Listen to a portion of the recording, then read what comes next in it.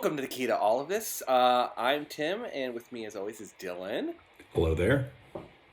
Thank you, first of all, and second of all, You're welcome. I said hello there. Well, I'll take what I can get. It's Okay. great. This is the first time Tim and I have ever spoken. I'm slowly learning the English language, and beep boop.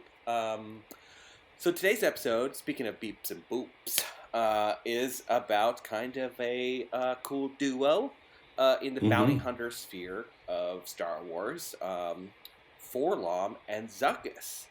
Dylan, would you consider 4-LOM and Zuckuss kind of the bounty hunter version of me and you, best friends? Yeah. I mean, I would probably be Zuckuss, like an Alaskan bush person, and you are my droid companion. Also, anyone this is your fantasy, right? This is the new podcast we're doing. Yes. Everybody turn down the lights a little bit and get saxophone playing in the background. But it's funny. The next thing I'm going to say is while researching these guys, I looked at a shirtless photo of Zuckuss. Check it out. It's interesting. It's like Dr. Zoidberg without a shell or without his outer skin. But you would be 4-LOM. And in this situation, you're a good guy who I've turned bad. Yes, yeah. Well, that's what happens a lot in 4-LOM's history that I've noticed. He is kind of this, first of all, giving props where props are due. 4-LOM is a droid who reprograms himself to gain more independence, which I think is an amazing, inspirational story. Someone called Lifetime, because that's pretty awesome. But then he consistently gets kidnapped and reprogrammed, and in the end, I guess I'm diving into like several of my points. But in the end, he like gets turned into like a robotic monster by someone he tried to previously kill, and I thought that was it. Just shows like this kind of like success story gone horribly wrong, where this guy Cribbery's Idolax. Escapes his clutches very early on in his career as bounty hunter, and then repurposes himself after receiving, severing his head, or having his severed head. Yeah. He's the more that you're talking about him, the more I'm realizing he's probably not that great of a bounty hunter. Imagine Dog the Bounty Hunter. He catches his guy, and then like in a cult, they reprogram him to be a completely different person. And then he's wearing polos, and his mullet is tucked back into a tight ponytail, and he shaves his beard. And then he kind of like is like, oh, I don't like this. Why am I doing it? And then he goes back to being Dog the Bounty Hunter. He lets out the mullet. He gets rid of his shirt, just puts leather on. I don't know what You're kind of outfit. You're describing me at every stage of the pandemic, by the way. I thought that's what we were talking about. Did I say Dog the Bounty Hunter? I meant Tim. Yeah. Like when you pull your hair back into a ponytail. But yeah, I mean, it's interesting because they're prominent bounty hunters. If you ask anyone from Star Wars, anyone who's ever watched Star Wars, fan, not a fan, and say, hey, do you know the bounty hunters from Star Wars? They're going to be like, oh yeah, the 6 or 7. The 6 from Empire Strikes Back. I've got them all right here in that little thing that I built. You can't see it because my video is different. But anyone would say it's those 6 guys. Those 6 guys are the bounty hunters of Star Wars. Obviously not now because of Mando and Fennec Shand, but 4-LOM and Zuckuss are two of the peeps that are prominent in the movies, the original movies, and everything that we have to learn about those two is all through canon and non-canon books and comic books and a little bit of everything. So basically everything that we're going to talk about could be true, could not be. Yeah, and one of my things that I'm glad is true is that they took on a Boba Fett. Mm-hmm. And in the comic books. In the comic books. And it doesn't end well with 4-LOM. I think that's where he gets his head decapitated. And trying to outsmart Boba Fett, which does not go well. And I believe Jabba the Hutt had ordered this against Boba Fett. And he proceeded to return the favor by bringing 4-LOM's head to Jabba's palace. This is from the Bounty Hunter series where it's between Empire. Between Empire and Return of the Jedi, where Boba Fett essentially loses Han Solo and Carbonite, and all the bounty hunters are trying to like get to Boba Fett so that they can get Han to Jabba. But yeah, that's a great series. It really is. I think I have like 5 more to read. But yeah, and then Boba Fett like paints himself black. He's the only Mandalorian in the time in Mandalorian armor, and he just paints himself black. And they're like, "Oh, you're not Boba Fett because Boba Fett's green and gray. Yeah, that's not you." And then he's just a champion in the universe. Yeah, there's no. He's the champion of the arena. Mm-hmm. This is something that I remember. I always wondered what 4-LOM meant, and I looked it up decades ago. And I don't know if it's canon, but 4-LOM meant for the love of money. So he was like named for being a bounty hunter for the love of money. It's what I've heard. I don't know if it sticks up in canon now that Disney's taken over. Are you gonna check the canon status of that? Yeah, great. This is pertinent information for the listeners. Because we'll just have a brief little pause while we hear Tim typing away. Yeah, here we go. 4-LOM series. It's they do not go into what it means. So we're gonna go with your explanation for. Well, I remember hearing it like 20 years ago, so it's possible that it popped up in a random Google search that I found, or a comic book or something non-canon. But when I was doing research again on this episode, that popped up and I was like, oh, I remember hearing that. That's cool that that could possibly be why his name is 4-LOM. What would your bounty hunter name abbreviation be if it was for the love of? What would be your... my name would be 4-LOT, for the love of Tim. Wow. Because I was about to say 4-LOD, for the love. What does that mean? For the love of dogs. For the love of damn dogs. For the love of Doros. Shriv. Well, that's really sweet, Tim. We should get. I'm gonna make a shirt that's you on 4-LOM's body, me on Zuckuss's body, and it's gonna say 4-LOT and 4-LOD. Yeah, we could get your brother to do it. I know he's gifted at Photoshop. So. Oh yeah, he's great at Photoshop. No one ever talked to him. Please. Something interesting. Again, this could be Legends. This could be canon. But he was created. 4-LOM was created by Industrial Automaton, which is the same place that created C-3PO and R2-D2, which I think is super interesting because I feel like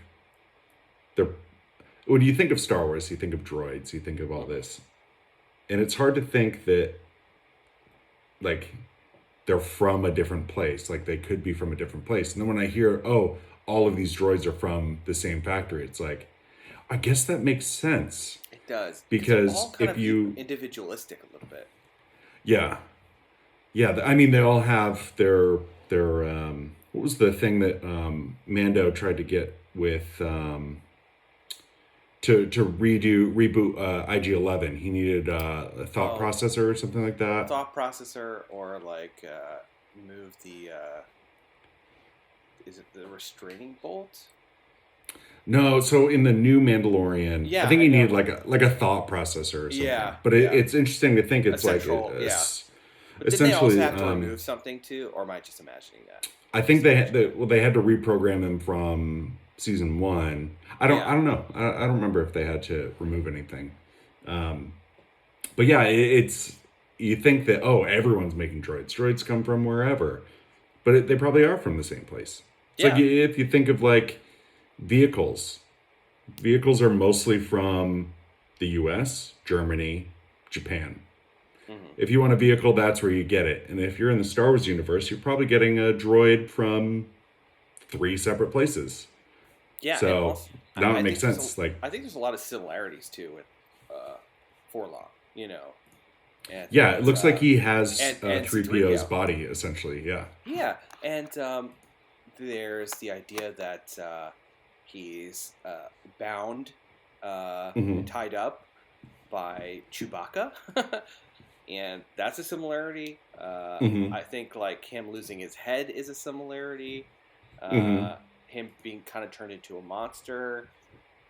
We see that in Attack of the Clones, where 3PO is put on the head of a battle droid, and I just think that there's some like, parallels here that are like, I think little nods to the fact that they're probably kind of distant cousins on the industrial automaton tree, family tree. So and we've been talking a lot about 4-LOM. Zuckuss is also part of this. So, and similar to 4-LOM being reprogrammed, good guy, bad guy, whatever, his motive's always changing. Zuckuss is someone who was hired by both the Empire and the New Republic to help either side. And that's one thing that the bounty hunters don't really dive into. I guess now with the Mandalorian is that bounty hunters aren't just bad guys. Yeah, like the first 6 that we know are bad guys because they're against the people that we root for. But it's very possible that the second that, they all split up, Dengar went and threw a birthday party, or like, it's very possible that they were good people, but like money's money. And if your only line of work is catching people for other people, you kind of have to go where the money, where the money is. So yeah. They're more. It's more of a business for him, and less of he's truly a bounty hunter in that sense, where he's very neutral. Yeah, I just think the fact that he would even go up against Boba Fett shows you how neutral he is. He just wants to do it for a job. Yeah. And did you read about this at all too? About how Zuckuss was almost like force sensitive? Yeah, he had like a sixth sense, right? He saw dead people. Force. Yeah. How great would it be if Zuckuss is about to collect his bounty and he goes, "I've got a sixth sense," and they're like, "What is it?" And he goes, "I see dead people," and then he kills them. That would be a great catch line. I see dead people and then just immediately turn them into, Yep, and it's Bruce Willis and Haley Joel Osment that he's going after. Spoiler alert. Oh, you didn't see that movie yet? I've been waiting 21 years to see it. No, I have seen it. And I still love it. It might be the best M. Night Shyamalan movie of all time. It's no Last Airbender. Ooh. Avatar to go. Oh, you can't say that. James Cameron is going to make $4 every time. Also, this is let me break off from Star Wars just for a second. Everyone, stop watching Avatar movies. There's no reason that Avatar and Avatar 2 should be 2 of the highest grossing movies of all time. No, I definitely agree with you on that. No reason. Watch Star Wars instead. Yeah, exactly. Also, and who ruined Solo for us? You and I went to the movies together to see Solo, and it was incredible. Yeah. So good that we made an episode about it, and I'm sure we've talked about it 1,000 times. It's so good. But now, I mean, it's too late. Hopefully it returns to theaters. We can go again and raise a little bit more money. Yeah, even out the budget. Sign up for the GoFundMe. I'm prepared to do even a car wash if necessary. Mm-hmm. And, there's Yeah. There's, speaking of Alaskan Bushmen, this is something that I said at the beginning about Zuckuss. This is something that I randomly found. I feel like sometimes when I'm diving into Star Wars, I get into like the deep, dark web of everything's false. And I read this somewhere and then I tried looking it up again, but Zuckuss is supposed to be an anagram of Susku, which is a Native American word for snowshoe, and that Zuckuss's character was based off of like Native American an Alaskan like garb, like the way that he's like very bundled up. Yeah. Okay. It's probably wrong, but I found That that makes sense, though. interesting to Yeah. discuss. I mean, I think he's such also a really interesting character with his own like culture that has informed who he is. Like he speaks about himself as in the third person. Like he does have that kind of timeless quality to him. Yeah, I mean Dylan does that too. That was really good. Thanks. Tim likes. Tim laughs. Tim laughs love. Tim laugh love. Speaking of Tim laugh love, you're going to be in LA soon. So our next few episodes are going to be in person at my house because you're going to be here for, I think we're showering a baby. Hopefully I'll be showered as well. Yeah. I think, I shower you, then I shower the baby. No, Tim's coming to visit. Tim is coming to visit because I'm having my baby girl end of July. So we are actually going to be filming a bunch of episodes in person, which I think are going to be awesome because some of our best episodes, Mace Windu, were recorded together in person. There is something magical about doing this in person. And I think we do a great job of doing it over remotely. But to be in the same zip code. Prove it. Yeah, prove it. I think it's gonna be great. I'm excited to see what we talk about. We'll have to pick some amazing topics. All of our listeners in LA, come to my house. Yeah. And watch it live. And everyone, I think I can give away the information about the baby shower right now, so that everyone knows where your address is, and you can share the registry at least. It's true, Social Security and the registry would be great. One more thing. Venmo me and I'll take care of their gift for you. Oh yeah. Tim's gonna get us the $2 burp cloths, and keep the rest for himself. Already pre-owned. Gross. I mean, I don't have to burp into them, so it's fine. So one last thing that I found really fascinating about Zuckuss, before we just kind of talk about them as a couple, is the fact that like his home planet is either like you can survive on it or you can't. So you either like have asthma or you don't. Yes. So it's like everyone has to wear like a mask or you don't. Do you think that there's a lot of like animosity back home? Well, I think it's we talked about blue states in the last episode, and it's how many people are like masks. You don't really wear them. They don't really help. Do you think the Gand species is like the masks don't work? Don't wear it. Yeah, or do you think they're like, and then they just die? I think they don't wear them, and then it's just like their life kind of sucks, Yeah. Where they're just you can't make them laugh because they'll be coughing for 20 minutes. We all know those people. Mm-hmm. No tickling, Zuckuss. No tickling. No do not tickle the Gand. No hold your breath contests. Well, I guess hold your breath contests are pretty good. Okay, well, let's get to the end of this where we kind of do the same thing for everything we talk about. 4-LOM and Zuckuss, we've seen them in Return of the Jedi. Empire Strikes Back. Books, comics, whatever. Live action, where do they live? Where do they make their return in live action? That's a good question. I mean, probably Mandalorian. with all the focus on bounty hunters. Right? I would think that'd be prime. I would love that. Prime real estate. And I genuinely thought in the Obi Wan series that when he was being hunted with Leia, that we were going to get some cameos from our boys. I expected 4-LOM and Zuckuss to be like remember front and center. Yeah, we here. I want every character that we've ever met from episode 1 to episode 6 that's still alive. Every single one. This is Ponda Baba. This is Elephant Mon. This is the one-armed Wampa.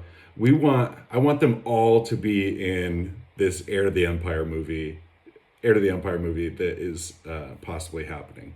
And it's just like thousands of the characters we already know are just running to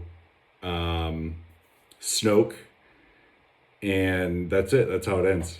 We need to do an episode just about that. Just Heir to the Empire. Yeah. But I want to see that. I want to see these characters. Like, that's the point of Star Wars is these background characters. Quinlan Vos. I mean, he had like 2 seconds in episode 1, and then now Obi-Wan's talking about him in the Obi Wan series. Yeah. And he was potentially the person who was gonna save Grogu. Like, it was like someone who could have saved Grogu, and then obviously Ahmed Best did. But yeah, I mean, I want to see them along with every character who's alive in Star Wars in Dave Filoni's movie. Yeah, I think it's like they're slowly starting to, bring people back. But like, I think as many Star Wars films are to come, there are going to be so many more opportunities to have those character resurrections that we've always wanted. And I think this is such an odd couple too that like, I think it would be fun to devote like an entire episode of Mandalorian to seeing them kind of like, still kicking after 80 years working together, and seeing them kind of get on each other's nerves. Here's my final pitch. We talked about this the last episode about there being a Tales of the Galaxy. There was a book that came out in the 90s that I loved. Tales from Jabba's Palace. That is the show that I want. Yeah. I want everything about Dengar. I want 4-LOM. I want IG-88. I want all of that.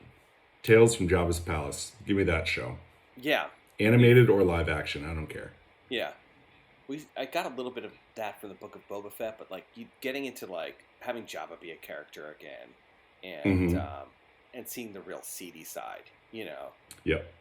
The reason he came into power. I mean, you don't see too much of. You know what? Next episode, let's talk about Jabba the Hutt.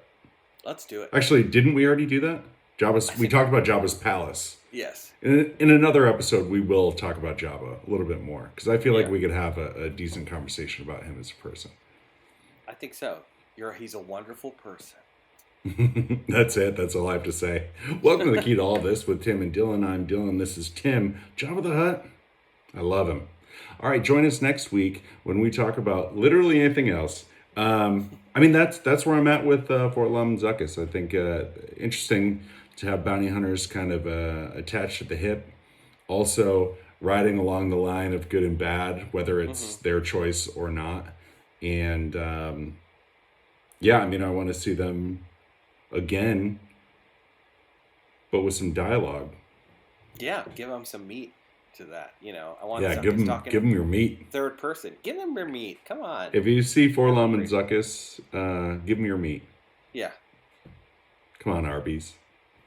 You have the meat. You have spare meat because you have the meat. Sure give it. Many people are going there.